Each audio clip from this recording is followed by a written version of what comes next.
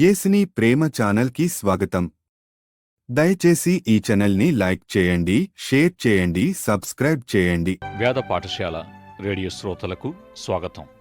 ఆదికాండము నుండి ప్రకటన గ్రంథం వరకైనట్టి బైబిల్ పరిశీలనలో పాత నిబంధనలోని 39 గ్రంథాలను 180 తరగతులుగా, క్రొత్త నిబంధనలో మత్తయి సువార్త అధ్యయనాన్ని ముగించుకుని లూకా సువార్తకు వచ్చాం.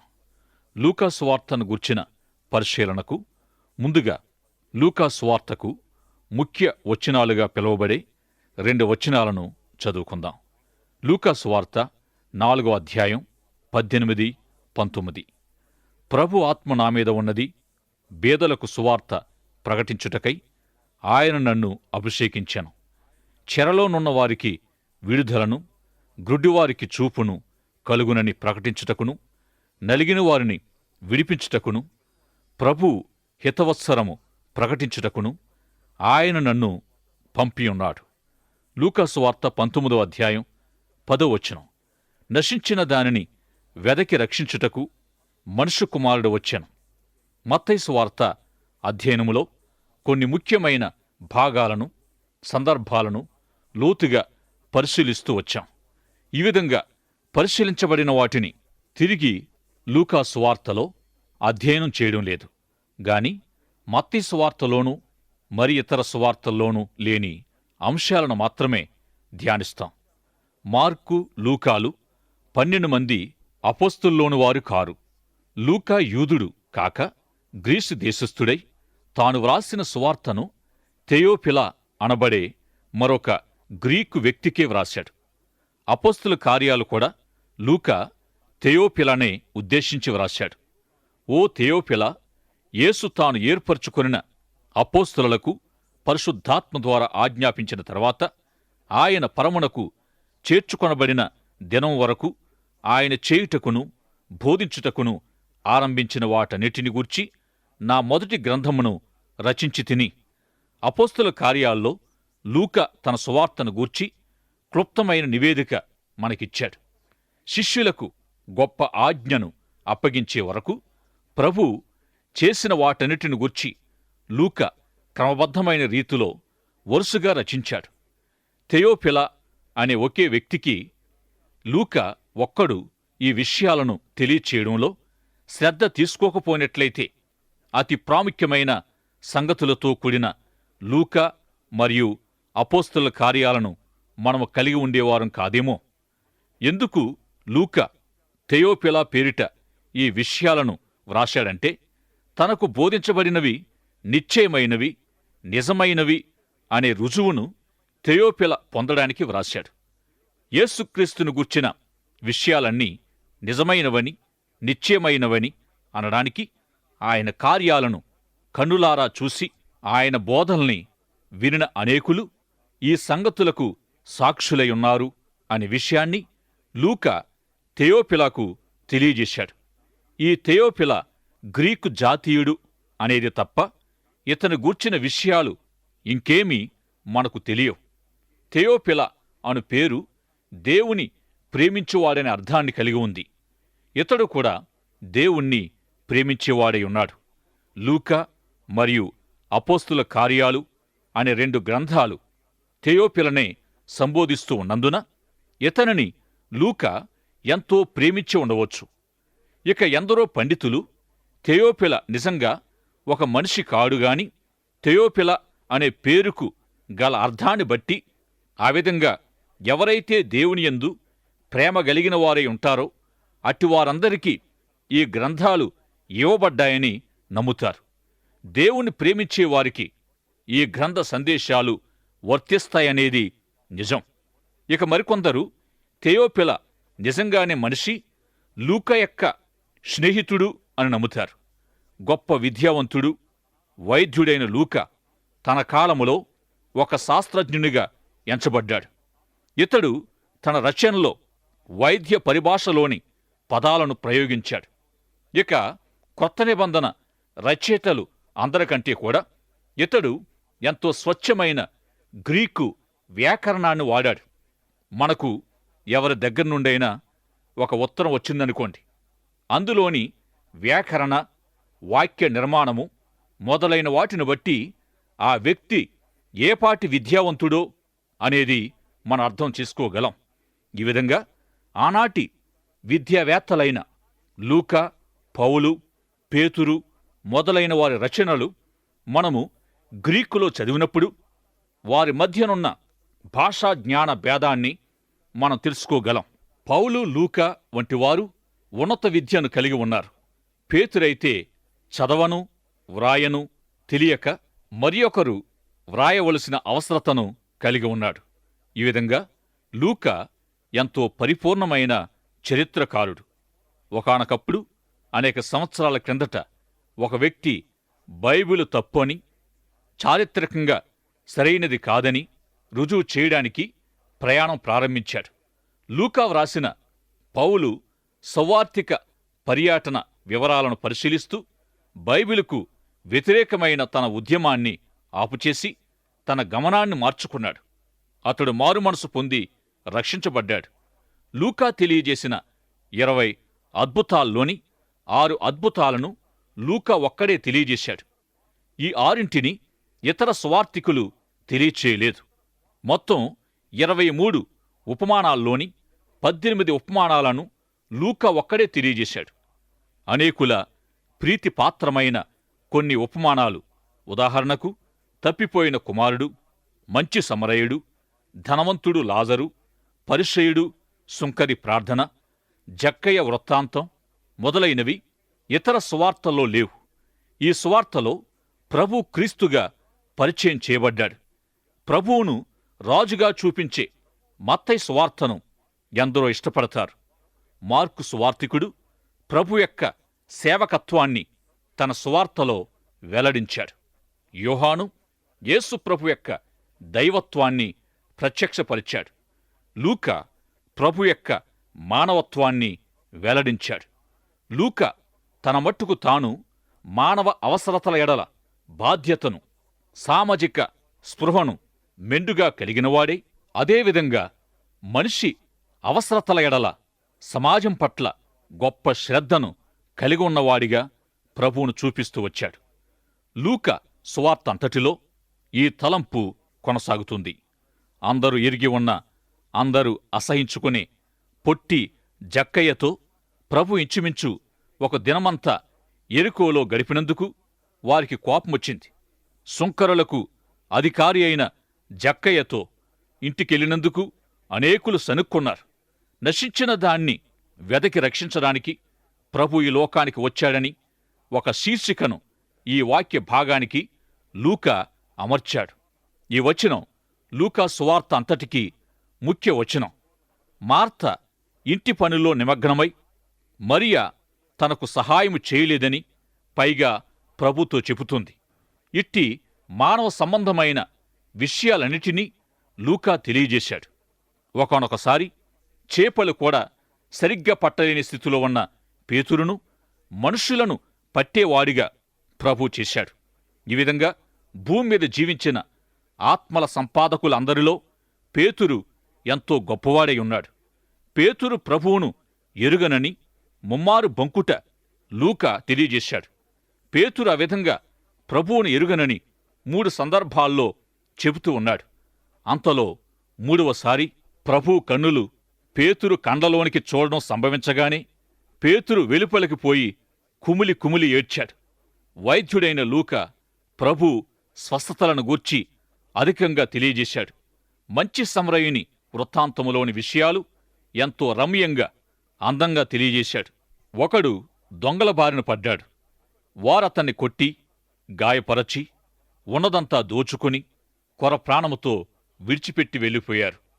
అతడు పడి ఉన్న ఆ స్థితిలో సమరయుడొకడు అటుగా వెళుతూ ఆగి అతని లేవనెత్తి అతని గాయాలను కడిగి వాటికి నూనె రాసి గాయాలకు కట్లు కట్టి అతన్ని వైద్యానికి, ఆహారానికి ఆయన ఖర్చంతా చెల్లించిన వివరాలు లూకా మనకందించాడు. ఒక రోగికి లేక గాయాలతో, దెబ్బలతో పడి ఉన్నవారికేమి చేయాలనేది ఒక వైద్యుడిగా లూకాకు బాగా తెలుసు. ఇట్టివారికేమి చేయాలో అనే దానిపై ఒక ప్రణాళికను కలిగి ఉన్న ప్రభువును లూకా తన సువార్తలో మనకు చూపించాడు. లూకా వర్ణన ప్రకారంగా యేసు తన పరిచర్యను ప్రారంభించినప్పుడు ఆయన మొదటిగా ఒక సబ్బాతు దినాన్న సమాజ మందిరానికి వెళ్ళాడు. నిజంగా ఏదైనా చేయాలంటే ఎంతో కష్టమైన అట్టి చోట ఆయన గ్రంథపు చుట్టను అడిగినప్పుడు ఆ సమయానికి యెషయా గ్రంథము ప్రభు చేతికివ్వబడింది. ఆ భాగంలో నుండి ప్రభు మనం ముందు చదువుకున్న వచనాలను వారికి వినిపించారు.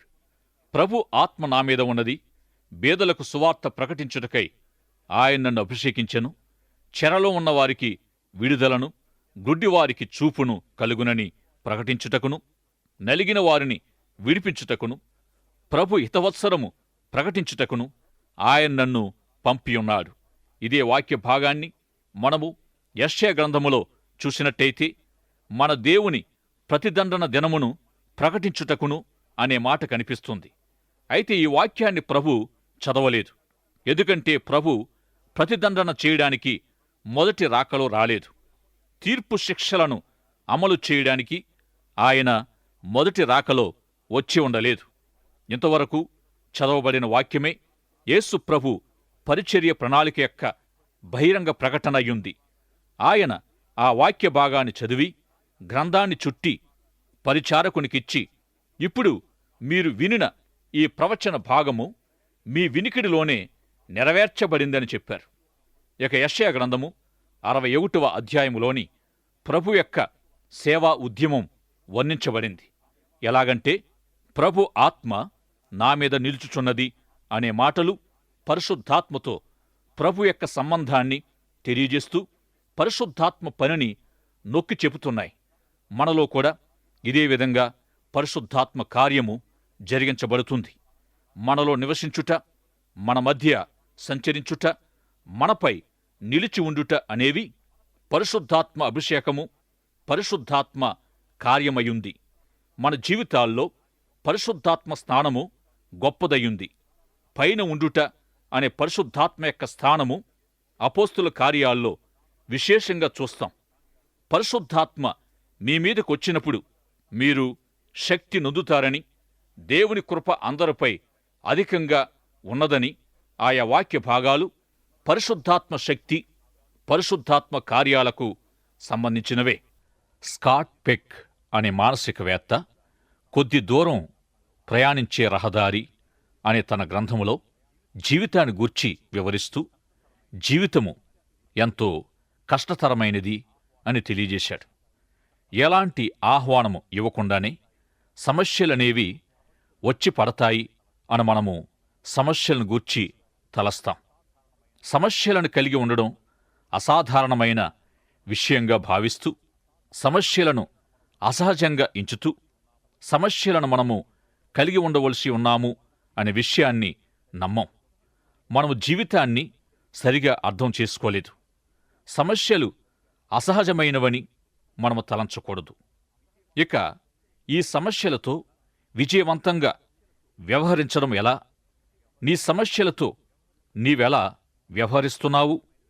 జీవితము ఎంతో కష్టతరమైనదని చెప్పబడిన ప్రకారంగా అనేకులు సమస్యల కారణంగా పగిలిన జీవితాలతో, జీవిత భారాలు ఒత్తిళ్లతో తొట్టిల్లి కదలించబడి లేక పెకలించబడి, ఇక అనేకులైతే ప్రాణం కడబట్టిన స్థితికి చేరుకుంటారు. కొండమీద ప్రసంగం చివరలో తీవ్రమైన తుపాను తాకిడికి గురైన 2 గృహ నిర్మాణాలను గూర్చి ప్రభు వివరించారు. దానిలో ఒకటి తుపానును తట్టుకొని నిలువబడింది, రెండవది తుపానుకు కూలిపోయింది. ఈ విధంగా జీవిత తుపానులు కొన్ని బ్రతుకులను నేల కూల్చివేస్తాయి. అయితే ఇట్టి కూలిపోయిన పగిలిన బ్రతుకులను పైకెత్తి స్వస్థత పరచడమే యేసు ప్రభు యొక్క సేవా ఉద్యమమయుంది. తన ప్రణాళిక మేరకు యేసు ప్రభు ఆత్మీయంగా బీదలైన వారికి సువార్త ప్రకటించినప్పుడు గ్రుడ్డివారు చూచుట, బంధింపబడ్డవారు విడిపించబడుట, పగిలిన చితికిన బ్రతుకులు బాగుచేయబడుట అనే సత్ఫలితాలు కలిగాయి. ఇట్టి పరిచర్యకు ఇదే విధంగా అనుకూల ఫలితాలు కలుగుతాయి. ఇట్టి ఉద్యమాన్ని, ఇట్టి సేవా ప్రణాళికను లూకా సువార్త పరిశీలనలో యేసుప్రభు పరిచర్య ప్రణాళిక యొక్క బహిరంగ ప్రకటనను మనం వినగలం. వేద పండితులు నజరేతు ప్రకటన అని పిలిచే ఈ అంశం యేసుప్రభు పరిచర్యకు, ప్రభు పరిచర్యకు తెలియజేసే లూకా సువార్తకు ఎంతో ప్రాముఖ్యమైంది. ఆయన తన స్వగ్రామమైన నజరేతు సమాజ మందిరానికి వెళ్ళినప్పుడు తన పరిచర్య ప్రణాళికను అక్కడ ప్రకటించాడు. ప్రభు యొక్క ఈ విధమైన పరిచర్యను రుజువు చేసే ఒక సంఘటన లూకా సువార్త 5వ అధ్యాయములో మనం చదువుతాం. దక్షిణ ఇశ్రాయేలు ప్రాంతములోని ఒక కుష్ఠరోగిని ప్రభు స్వస్థపరిచి ఉత్తర ప్రాంతమైన గలిలయకు వెళ్లారు. కుష్ఠరోగి స్వస్థపడిన సందర్భం అనేకులను ఆకర్షించింది. యేసు ప్రభు ఆ వ్యక్తిని స్వస్థపరిచినప్పుడు ఆ విషయం ఎవరితో చెప్పవద్దని చెప్పాడు. నిజానికి ఈ విషయం ఎంతో ఆసక్తికరమైనది. సువార్త అందరికీ తెలియచేయాలని మనకు ఆజ్ఞాపించినప్పటికీ మనం ఎవరికీ చెప్పం. అయితే ప్రభు వద్దని చెప్పిన బాగుపడిన వ్యక్తి అందరికీ చెప్పేశాడు. ఈ సంఘటన తరువాత గలిలయ యోదా దేశమందలి ప్రతి గ్రామము నుండి, యెరూషలేము నుండి ధర్మశాస్త్రోపదేశకులు, పరిసయ్యులు ప్రభు ఉన్న చోటికి వచ్చి చేరారు. అప్పుడు ఆయన కపెర్నహూములోని ఇంటిలో ఉన్నప్పుడు 4 మనుషులు పక్షవాతపు రోగిని మోసుకొచ్చి స్వస్థత నిమిత్తం ప్రభు ఎదుటికి అతన్ని తేవాలని ప్రయత్నించారు. కాని అక్కడ చేరిన జనసమూహం మధ్యలో నుండి ప్రభు ఎదుటికి రావడం ఎంతో కష్టతరమైపోయింది.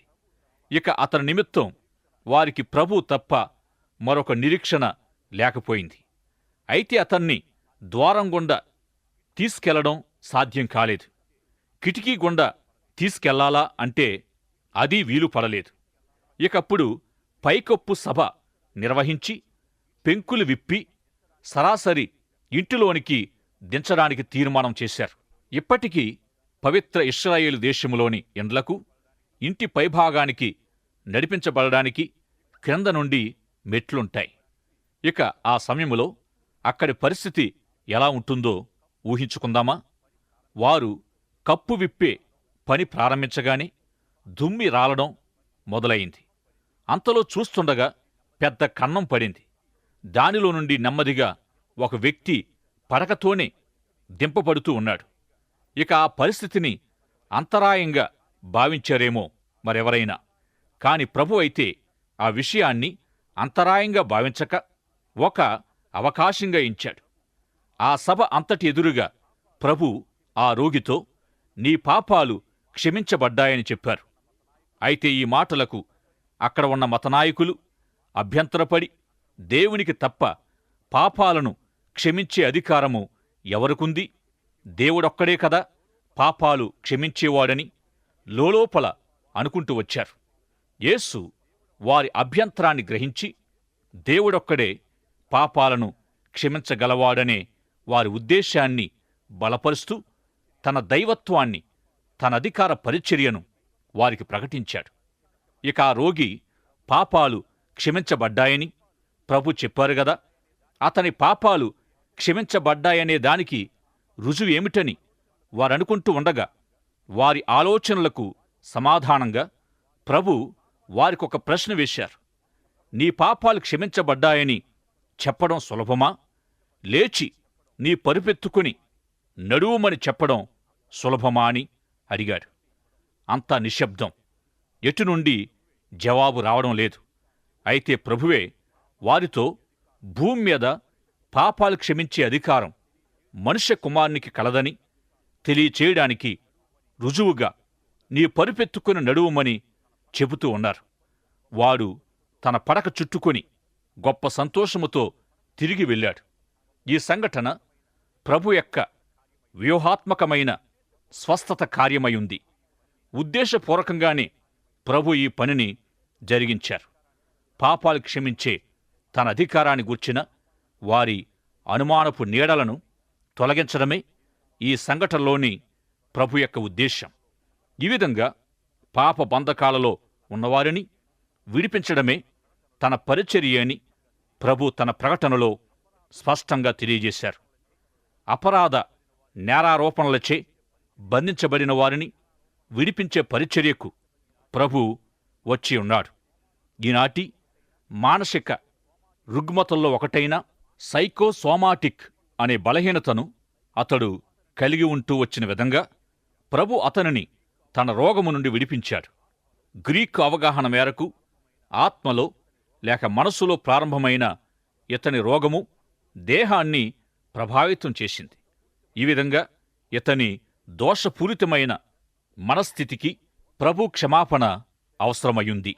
ఈ విధంగా శరీరములోని రోగం నిమిత్తం తమ కుటుంబ వైద్యుల దగ్గరికి వెళ్లే వారిలో ఇంచుమించు 80% వరకు మానసికంగా రోగాన్ని అభివృద్ధి చేసేవారై ఉన్నారు. అయితే ఇట్టి వ్యాధిగ్రస్తమైన మానసిక స్థితి శరీర రోగంగా కనిపిస్తూ ఉంటుంది. చివరికిట్టి శరీర రోగం ఎంతో వాస్తవమైనదై ఉంటుంది. ఈ వ్యాధికి అపరాధ భావన అనే సమస్య ఒక కారణమై ఉంది. యేసు ప్రభు నీ పాపాలు క్షమించబడ్డాయని ఆ రోగితో అనినప్పుడు అతని అపరాధ భావన లేక నేరారోపణకు గురైన స్థితి పరిష్కరించబడింది. ఈ విధంగా ఈ సంఘటనలో ప్రభు తన పరిచర్య ప్రణాళికను రుజువు చేశారు. తన ప్రణాళికను గూర్చి తాను ప్రకటించిన విషయాలను ఆయన ఎలా అభ్యాసం చేశాడో లూకా సువార్త అంతటిలో వ్రాయబడింది. ఆత్మీయంగా అంధులైన వారికి ఆయన ఉపదేశాలు వెలుగునిచ్చాయి, ఆత్మీయ దృష్టినిచ్చాయి.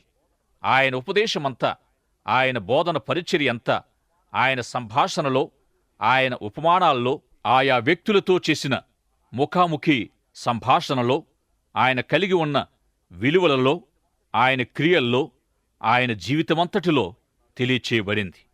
ఆయన ఏమై ఉన్నాడో, ఏం చెప్పాడో, ఆయన ఏమి చేశాడో అదంతా ఆయన బోధన పరిచర్యలో భాగమై గుడ్డివారికి వెలుగునిచ్చేదయ్యుంది.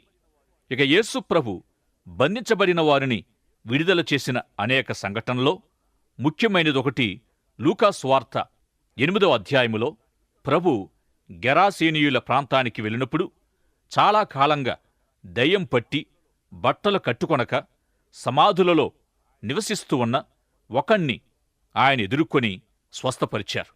అప్పుడు వాడు బట్టలు ధరించుకొని స్వస్థచిత్తుడై యేసు పాదాల దగ్గర కూర్చోవడం అందరినీ ఆశ్చర్యపరిచింది. వీడి పరిస్థితి ఎటువంటిదంటే, ఈనాడు మానసిక వైద్యశాలల్లో మత్తు మందుల్నిచ్చి పిచ్చివారిని నెమ్మలపరచడానికి ప్రయత్నిస్తూ ఉన్నారు. ఈ విధంగా వీరిని అదుపు చేయకముందు ఇంచుమించుగా వీరు లూకా సువార్త 8వ అధ్యాయములోని రోగి వంటి పరిస్థితినే కలిగి ఉంటూ ఉంటారు. ఇక ఈ రోగికి ప్రభు ఏం చేశారో గాని అతడు బట్టలు కట్టుకోవడం మొదలుపెట్టాడు. మనసు కుదుట పడింది. యేసుతో కలిసి కూర్చుంటూ ఉన్నాడు. యేసు ప్రభు విడుదల పరిచర్యకు ఈ ఉదంతం ఒక గొప్ప ఉదాహరణ. లూకా సువార్త 13వ అధ్యాయములో యేసు ప్రభు 18 ఏండ్లుగా నడుము వంగిన ఒక స్త్రీని విశ్రాంతి దినాన్న స్వస్థపరిచారు. విశ్రాంతి దినాన్న ఆమెను స్వస్థపరిచినందుకు మత వ్యవస్థ ప్రభువును విమర్శించింది. వేషధారులారా, విశ్రాంతి దినాన్న మీ ఎద్దు గుంటలో పడినట్టయితే దానిని లేవదీయరా? తప్పక లేవనెత్తుతారు. మరి అలాంటప్పుడు 18 ఏండ్లుగా బంధించబడిన అబ్రాహాము కుమార్తె అయిన ఈమె విడిపింపబడడం న్యాయము కాదా అని వారిని ఎదురు ప్రశ్నించారు. ఈ సంఘటన మరి యొక్క రుజువై ఉంది. ఈ విధంగా ఈ లోకములో ఎందరో బంధించబడినవారు, విడుదల పొందినవారు అనే 2 రకాల ప్రజలున్నారు. విడుదల పొందనివారి పరిస్థితి నిజంగా ఎంతో విచారకరం. విడుదల పొందనివారి వైపు ప్రభు జాలితో చూస్తూ ఉన్నారు. వారి ఎడల శ్రద్ధ కలిగి ఉన్నాడు. త్రాగుడు, తిండిబోతుతనం, దురాశ, మితిమీరిన స్థితి, అదుపు చేయబడని దురలవాట్లచే బంధించబడినవారు విడుదల పొందాలని ప్రభు ఆశిస్తూ ఉన్నారు.